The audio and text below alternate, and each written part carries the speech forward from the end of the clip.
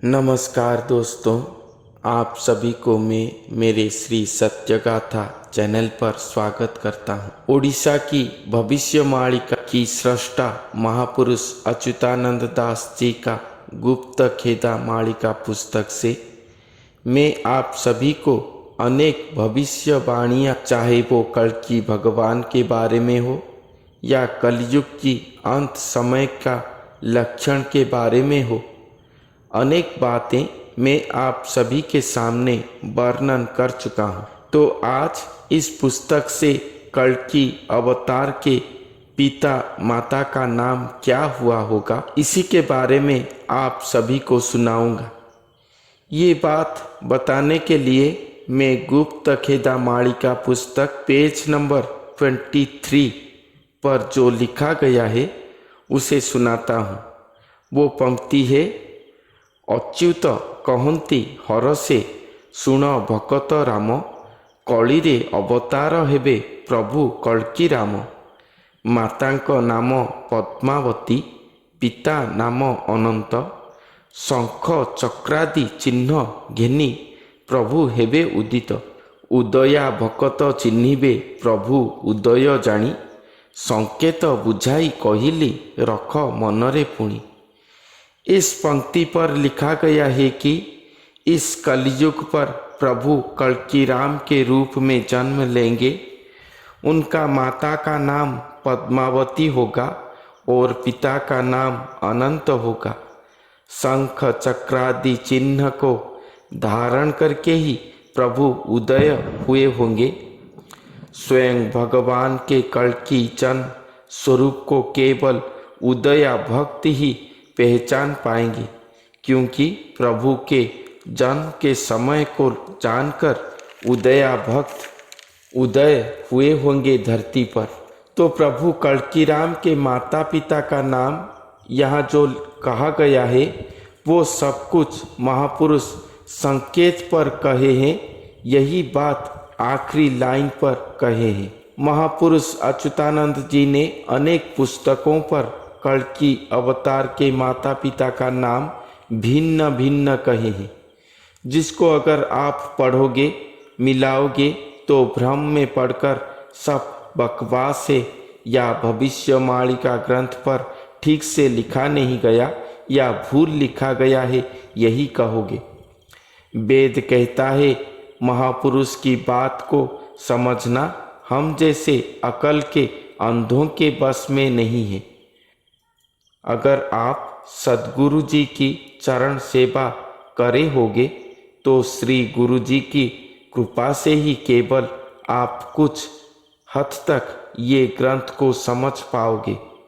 महापुरुष यहाँ पर कहे हैं कि ये बात संकेत पर कहे हैं, अर्थात पिता अनंत और माता पद्मावती सांकेतिक नाम है। मैंने आप सभी को बताया था कि कल्कि अवतार लीला पर स्वयं सृष्टिकर्ता भगवान अनंत कोटि महाशक्तिधारी महास्वरूप आएंगे। वो एक नर शरीर को धारण करेंगे।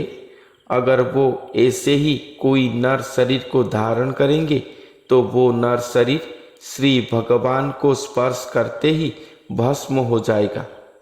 अनंत कोटि शक्तिधारी भगवान को धारण करने के लिए वो नरदेही को अनंत शक्तिधारी या स्वयं अनंत होना पड़ेगा, जिसके द्वारा किसी भी परिस्थिति पर उनका स्थूल शरीर का अंत नहीं हो पाएगा। अगर स्थूल शरीर का अंत हो गया तो लीला कैसा होगा। इसीलिए वो नर शरीर ही अनंत शक्तिधारी या स्वयं अनंत होंगे। स्वयं सृष्टिकर्ता भगवान को पाने के लिए वो नित्य राधामय होकर महाप्रेममय महामूर्ति को धारण करेंगे। महापुरुष हरिदास ने अपने व्यास विषय ग्रंथ पर लिखे हैं कि वो गुरु ही श्री भगवान का प्रेम लक्ष्मी स्वरूप होंगे। प्रेम लक्ष्मी स्वरूप ही पद्मावती कहलाएंगे। इसीलिए वो गुरु स्वरूप ही खुद अनंत और खुद पद्मावती होंगे, जिनसे स्वयं भगवान कल्कि राम का जन्म होगा। वही गुरु के शरीर पर ही वही गुरु के शरीर पर जन्म लीला करके उसी शरीर को धारण करके ही महाअवतार कहलाएंगे स्वयं भगवान। ये मेरा मनगढ़ंत बातें नहीं है, मेरे 20 साल की रिसर्च है। मेरे श्री गुरुदेव की आशीर्वाद से ही मैं ये ग्रंथ को पढ़कर उसके ठार गार को थोड़ा कुछ समझकर यही उपनीत हुआ हूँ कि ये कल की लीला अवतरण संपूर्ण एक नया शास्त्र है जो चारों युग हुआ नहीं हुआ था। संपूर्ण महातत्वमय, महाज्ञान युक्त, महारसमय है। ये अवतार में पुत्र से पिता का जन्म होगा। एक मच्छर पर्वत को उड़ाकर ले जाएगा, एक चींटी पर्वत को अपने सिर पर धारण करके वहीं पर चलेगा। नदी में समंदर लीन हो जाएगा।